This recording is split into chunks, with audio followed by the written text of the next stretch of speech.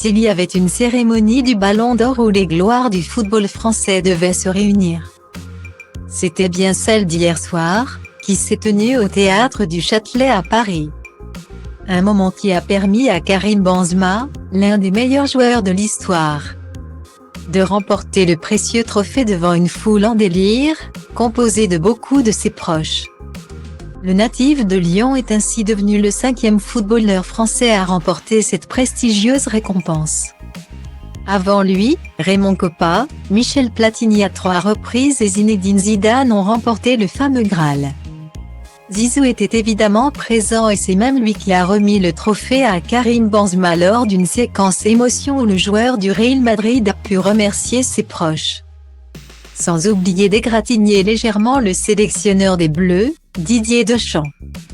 Un autre Français a également remporté le Ballon d'Or en 1991 et il s'agit de Jean-Pierre Papin. Du temps où il évoluait à l'Olympique de Marseille, idole du stade Vélodrome. L'attaquant d'aujourd'hui 58 ans n'est pas venu seul puisqu'il était avec sa femme. Florence et le couple est apparu très complice sur le tapis rouge, les photos sont à retrouver dans le diaporama. Parents de 5 enfants, les amoureux ont profité d'une soirée à 2 dans la capitale.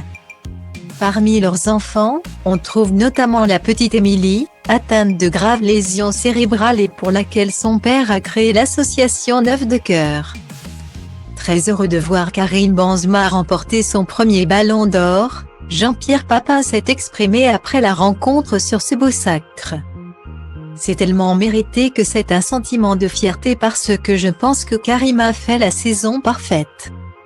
Que ce soit en équipe nationale, avec le Real Madrid, je pense qu'il a été un des fers de lance de ces deux équipes. A-t-il déclaré au micro de la chaîne L'Équipe ?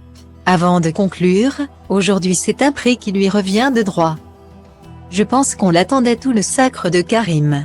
C'est un des plus beaux joyaux qui a été récompensé et je pense que ça va faire du bien au football français.